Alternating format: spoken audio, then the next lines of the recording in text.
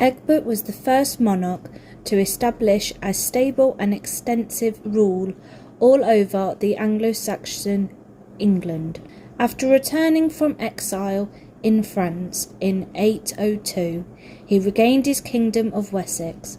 Following his conquest of Mercia in 827, he controlled all of England south of the Humber.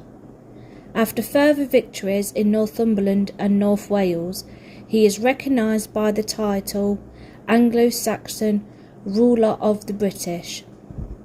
A year before he died, aged almost 70, he defeated a combined force of Danes and Cornish at Hingston Down in Cornwall. He is buried at Winchester in Hampshire.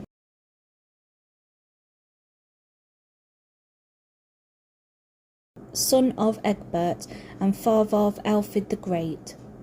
In 851, Aethelwulf defeated a Danish army at the Battle of Oakley, while his eldest son Athelstan fought and defeated a Viking fleet off the coast of Kent. In what is believed to be the first naval battle in record English history, a highly religious man, Aethelwulf travelled to Rome with his son Alfred to see the Pope in 855.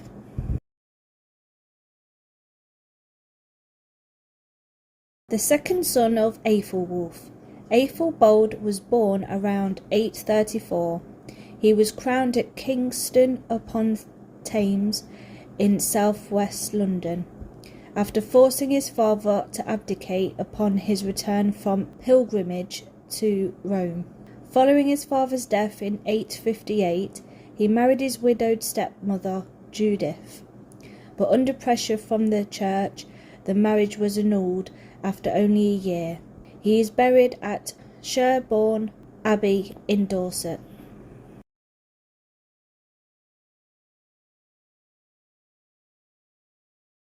Aethelbert became king following the death of his brother Aethelbald. Like his brother and his father, Aethelbert was crowned at Kingston upon Thames. Shortly after his succession, a Danish army landed and sacked Winchester before being defeated by the Saxons. In 865, the Viking Great Ethan army landed in East Anglia and swept across England. He is buried at Sherborne Abbey.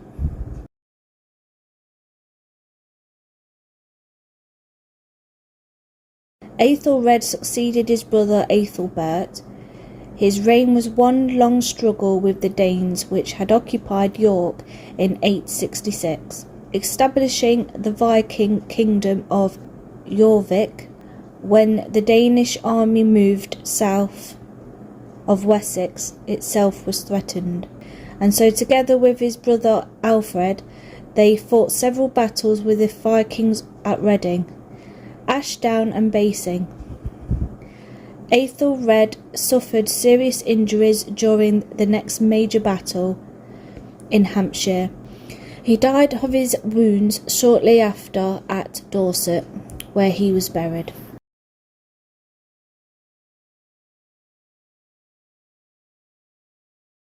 Alfred, becoming Alfred the Great, son of Aethelwulf, born at Wantage in Berkshire around 849.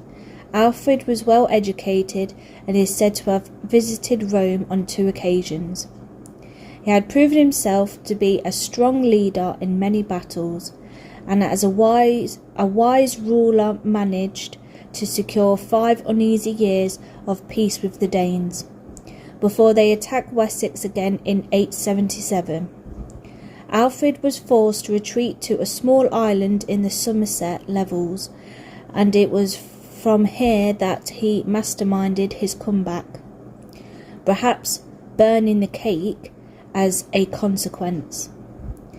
With major victories at Edington, Rochester and London, Alfred established Saxon Christian rule over first Wessex, and then on to most of England.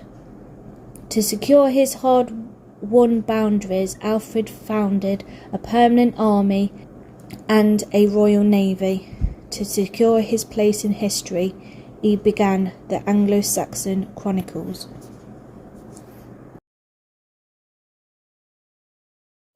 Edward, known as the Elder, succeeded his father Alfred the Great. Edward retook south-east England and the Midlands from the Danes. Following the death of his sister, Edward united the kingdoms of Wessex and Mercia. In 923, the Anglo-Saxon Chronicles recorded that the Scottish king Constantine II recognised Edward as father and lord. The following year, Edward was killed in a battle against the Welsh near Chester.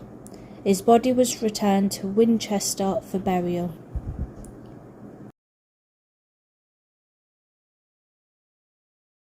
Athelstan, son of Edward the Elder.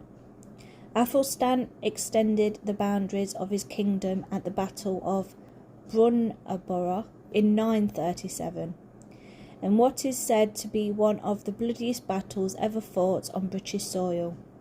Athelstan defeated a combined army of Scots, Celtics, Danes and Vikings, claiming the title of King of all Britain. The battle saw, for the first time, individual Anglo-Saxon kingdoms being brought together to create a single and unified England. Athelstan is buried in Wiltshire.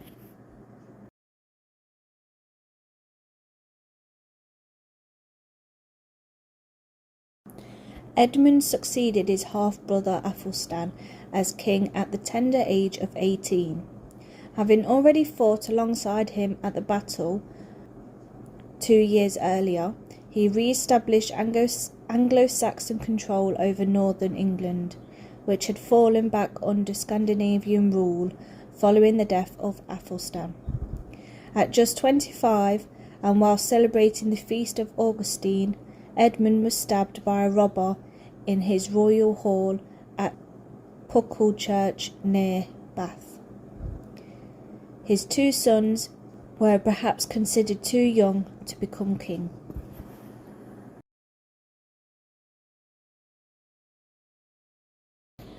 The son of Edward the Elder by his 3rd marriage, Edred succeeded his brother Edmund following his premature death.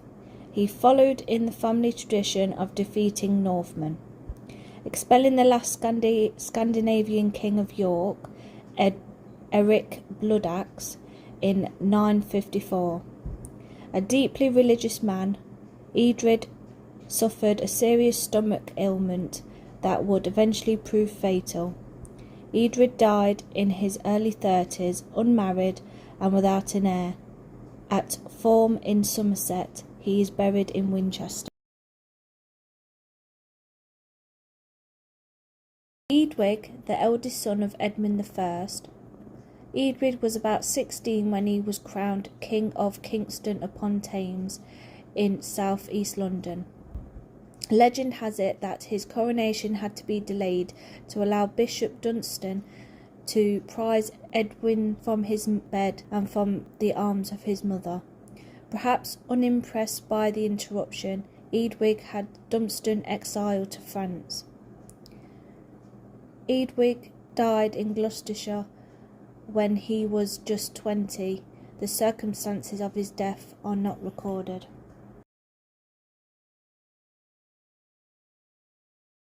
The youngest son of Edmund I, Edgar, had been in dispute with his brother concerning succession to the throne for so many years.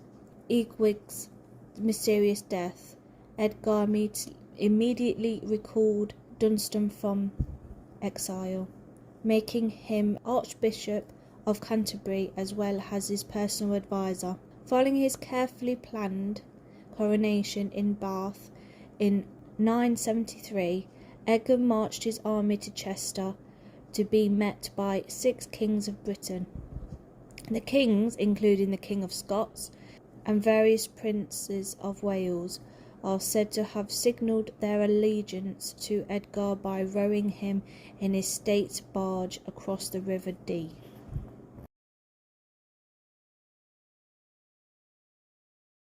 Eldest son of Edgar, Edward was crowned king when aged just 12. Although supported by Archbishop Dunstan, his claim to the throne was contested by supporters of his much younger half-brother Ethelred.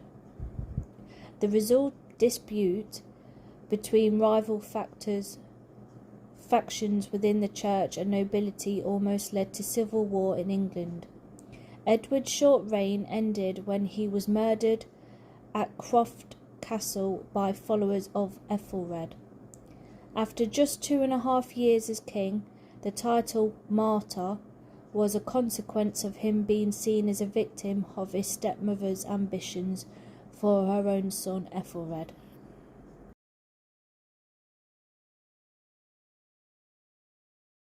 Ethelred was unable to organise resistance against the Danes, earning him the nickname Unready or Badly Advised. He became king around 10 years old, but fled to Normandy in 1013 when Forkbeard, king of the Danes, invaded England in an act of revenge following the St. Brice's Day massacre of England's Danish inhabitants. The son of Ethelred II, Edmund had led the resistance to Canute's invasion of England since 1015. Following the death of his father, he was chosen king by the good folk of London. The King's Council, however, elected Canute. Following his defeat at the Battle of Assandun, Edmund made a pact with Canute to divide the kingdom between them. This treaty ceded control of all of England, with the exceptions of Wessex, to Canute. It also stated that when one of the kings died, the other would take all of England. Edmund died later that year, probably assassinated.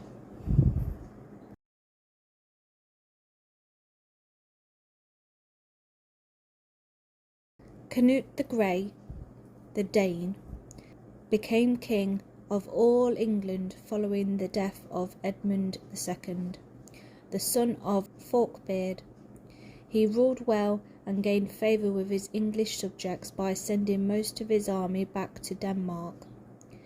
In 1017, Canute married Emma of Normandy, the widow of Ethelred II, and divided England into the 4 earldoms of East Anglia, Mercia, Northumbria and Wessex. Perhaps inspired by his pilgrimage to Rome in 1027, legend has it that he went to demonstrate to his subjects that as a king he was not a god, and he ordered the tide not to come in, knowing this would fail.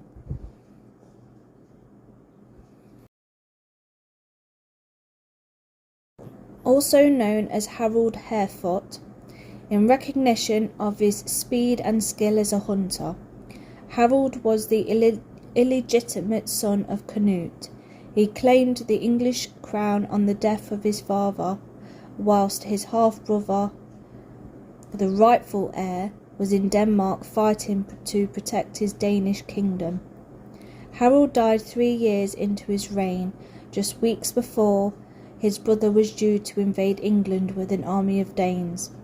He was buried at Westminster Abbey before his brother had his body dug up, beheaded and thrown into the Thames. His bits were later gathered and reburied at St Clement's Danes in London. The son of Canute the Great and Emma of Normandy, Arthur Canute sailed to England with his mother, accompanied by a fleet of 62 warships, and was immediately accepted as king. Perhaps to appraise his mother, the year before he died, Arthur Canute invited his half-brother Edward, Emma's son from her first marriage to Ethelred the Unready, back from exile in Normandy. Arthur Canute died at a wedding whilst toasting the health of the bride. He was just 24 and was the last Danish king to rule England. Following the death of Arthur Canute, Edward restored the rule of the House of Wessex to the English throne. A deeply religious man, he presided over the rebuilding of Westminster Abbey, leaving much of the running of the country to Earl Godwin and his son Harold. Edward died childless, 8 days after the building work on Westminster Abbey had finished. With no natural heir, England was faced with a power struggle for control of the throne. Despite having no royal bloodline, Harold Godwinson was elected king by the King's Council of high-ranking nobles and religious leaders. Following the death of Edward the Confessor, the election result failed to meet with the approval of one William, Duke of Normandy, who claimed that his relative Edward had been promised the throne to him several years ago. Harold defeated an invading Norwegian army at the Battle of Stamford Bridge in Yorkshire, then marched south to confront William of Normandy, who had landed his forces in Sussex. The death of Harold at the Battle of Hastings meant the end of the English Anglo Saxon kings and the beginning of the Normans.